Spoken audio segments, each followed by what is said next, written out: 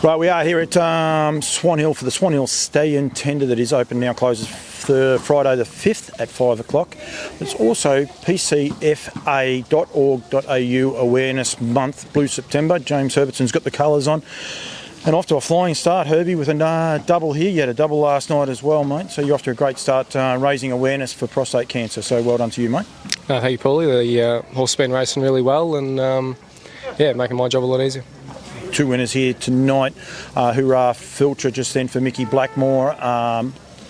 Looks like a nice enough horseman, jumps onto the bunny and gets out. A little bit of an improved form improvement if you like, but Mickey knows what he's doing. He doesn't, very rarely does he have horses that can't run. Yeah, no, absolutely. He's looked after me for quite a while now.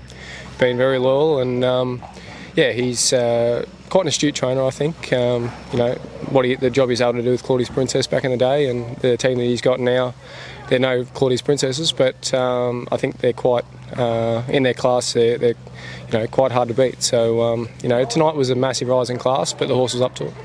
Quite a good horseman. The problem is you can't tie one up in the wash behind us, but don't let that worry you. One built a bit Adam Stevenson as well. The race before, I've actually forgot its name all of a sudden, but Home and Dry. You got away with murder in front in that race. That was you were coasting early.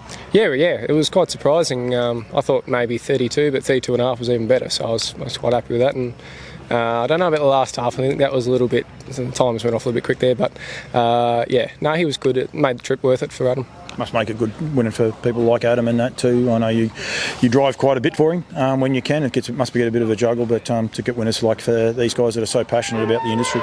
No, absolutely.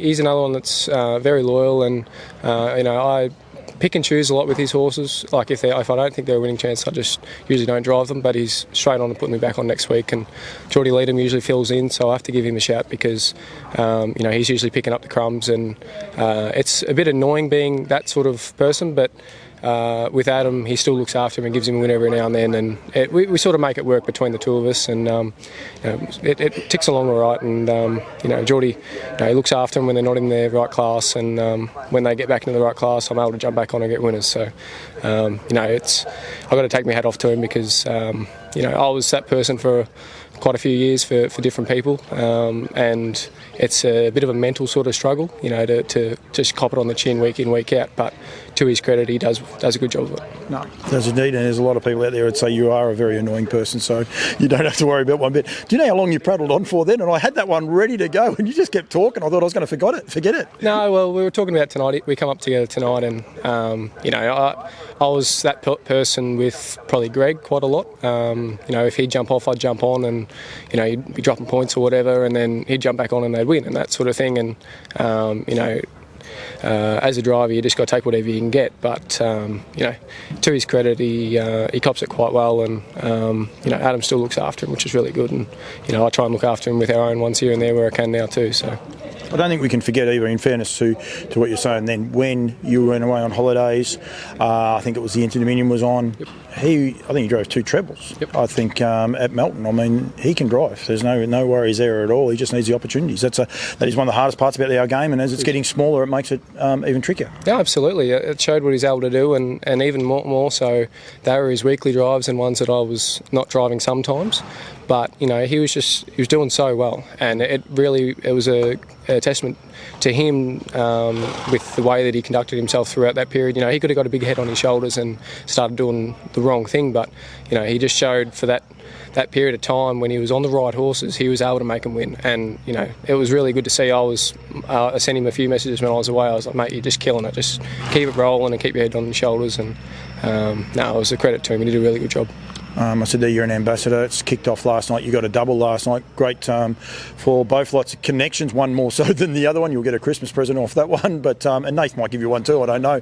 But interestingly enough, both wearing for the prostate cancer colours. But also you're able to win both vouchers. So that was the first of the Vic Bread vouchers being offered up, and you were able to win both of those for the connections. And I know, like Mum and Dad, I'm probably not noted as breeders, but I do know after last time that I was there, they were thinking about breeding. Nathan is a breeder buyer at a yearling sales as well, so they're going to come in very important for both lots of connections. Yeah, absolutely. Dad usually breeds, one a year normally. He might skip a year, but he's always breeding one at least, and that 5,000 will come in very handy.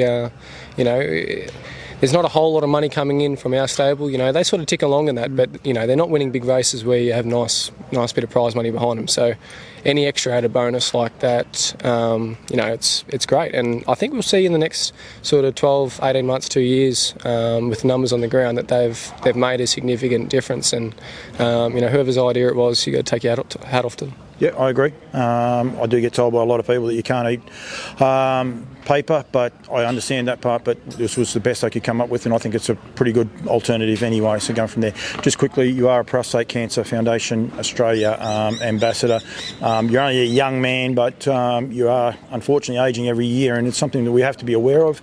Jared Maloney's over there. He's just recently had his prostate removed, and I did an interview with him. It does touch a lot of people. Just being an ambassador, sometimes we can probably get it a little bit mixed, what your role actually is, but against everything, it's about getting people out there to talk about it and raise awareness and make sure that someone's father, son, uncle, nephew, whatever, if they're in trouble, they know where to go and know where to get checked out. Yeah, well, it's just you don't want to be forgetting about these things. That's a big thing. People get so busy in their day-to-day lives and they forget about their own health. But your own health is the most important thing in your life. Next to your family and that. So, if someone at the pub's watching and the caller mentions, about prostate cancer awareness, it might just flick a switch in their brain and might save their life. So, every little bit helps, just reminding people to take care of themselves and get checked. So, no, it's great. Herb, talk to you for a long time. I try not to talk to you all the time because fortunately for you, you win a lot of races. But we try and change it up as much as we can. But I think it was a pretty good chat. Nice early double for you tonight. You win another one, you're not getting another interview, but that'll be okay. Well done for being an ambassador. Well done on your 2 lots of doubles as well, mate. And keep up the great work. Thank you, mate. Cheers. Thanks, buddy.